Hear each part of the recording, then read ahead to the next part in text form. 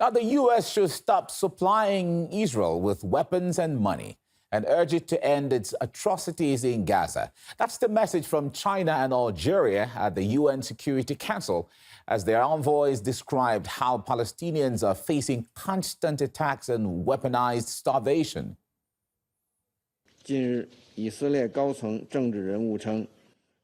Recently, a high-ranking Israeli politician described it as just and moral to starve 2 million people in Gaza. Such appalling remarks are totally unacceptable. Hunger must not be weaponized. Humanitarian issues must not be politicized. Civilian lives must not be trivialized as bargaining chips. The U.S., as the largest supplier of weapons, has enough influence over Israel. We hope that the U.S. will take sincere and responsible actions to push Israel to stop its military operations in Gaza. A father said that he has been given 18 kilograms of body parts, and he buried them as the body of his young son.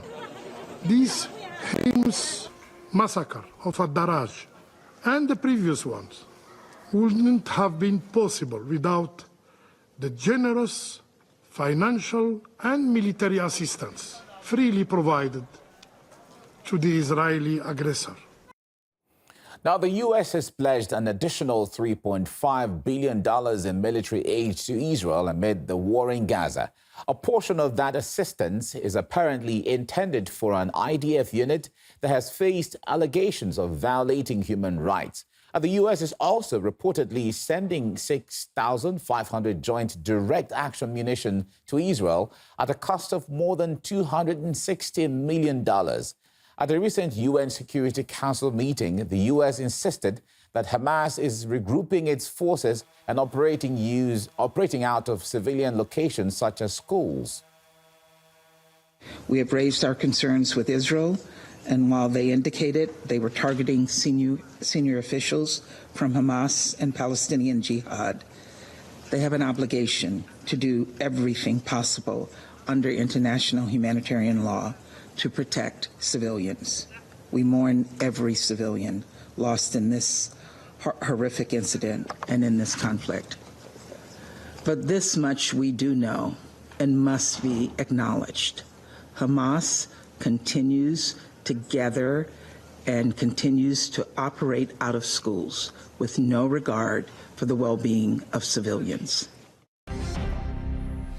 But let's cross live now to lead attorney and founder of Muslim Legal, Hassan Shibly, joining us right now. Hassan, I'm happy to have you join me now. Now, China and Algeria want U.S. to pressure Israel into ending the war. What do you think about that? Let me have your assessment on this. They must. The United States has blood on its hands. It's directly responsible for the nearly 200,000 civilians that have died in Gaza as an indirect consequence of Israel's assault on the people of Gaza, and it's directly responsible for the approximately 40,000 civilians that have been killed in cold blood by Israel using American weapons. Just yesterday, as I was holding my 2-year-old daughter in my hands, I was watching a video of a 2-year-old Palestinian child who lay lifeless, blown to pieces, her head decapitated by American bombs.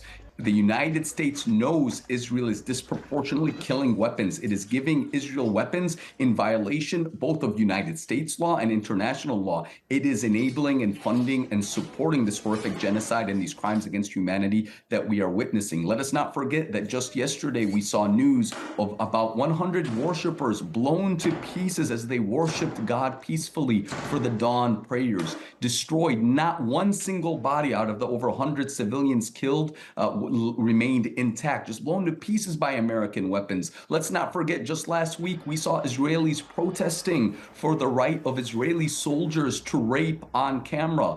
You know, the Israelis lied, claiming that their civilians were raped on October 7th. That didn't happen. There's no evidence. But the whole world has seen evidence of Israeli soldiers raping Palestinians while they're in captivity, and they've been released and they're let go. What Israel is doing to the Palestinian people is evil, and the United States has essentially become the horrible, evil bad guy in every movie, right? In Star Wars and other references, there's an evil empire that funds and supports the crushing of an innocent people. That's what the United States has become. And finally, I want to say this. What the United States is doing is it's enabling Israel to take us down on the path of a possible World War III by assassinating the resistance leader in Iran, by allowing Israel now to bomb about 4 countries in addition to the people they're killing in Palestine. What they're doing is essentially taking us down a path that could lead to World War III. The only solution is for the United States to immediately stop being complicit in Israel's genocide and crimes against humanity. Israel could not do what it does without American support and weapons. We are enabling genocide. We must hold ourselves accountable, and if not, the world must hold us accountable, and we must immediately stop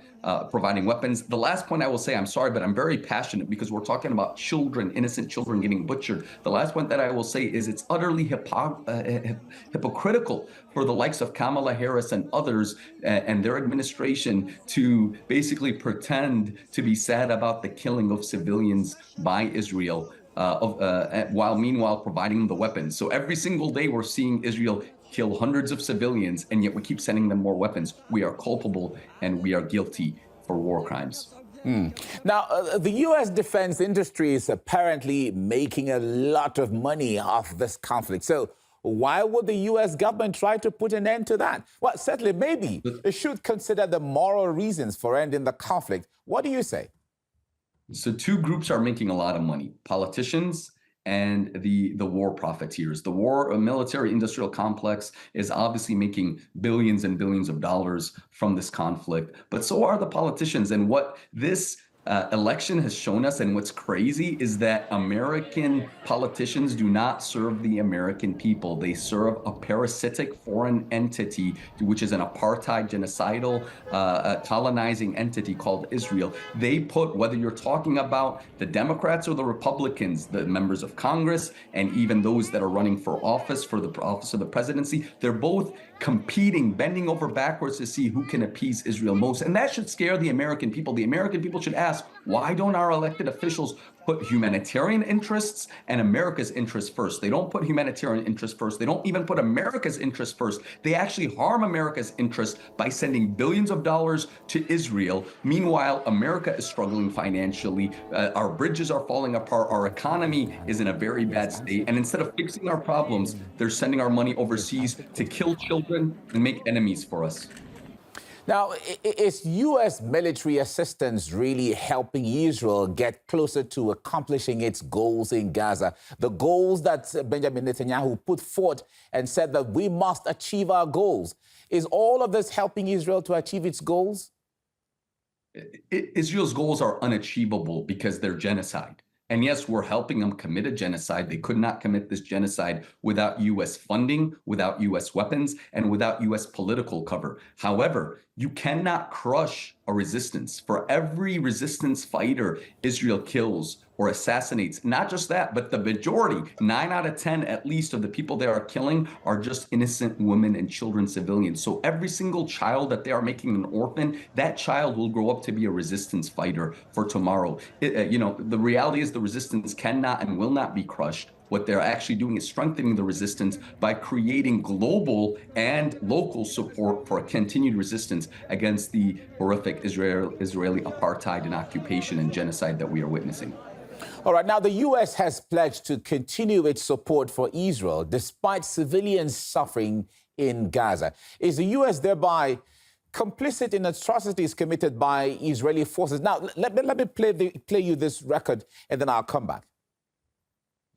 On the more information, is there any indication that U.S. weapons were involved in this? I wouldn't speculate on that. I would let the IDF speak to any operations that they may or may not have undertaken. And just, they're saying that 31 militants are there. And you said that you're seeking information. I'm not you personally, but the United States is seeking information from the IDF. What are you looking for? I mean, are you looking for them to verify that those 31, that the names match up with people they're targeting?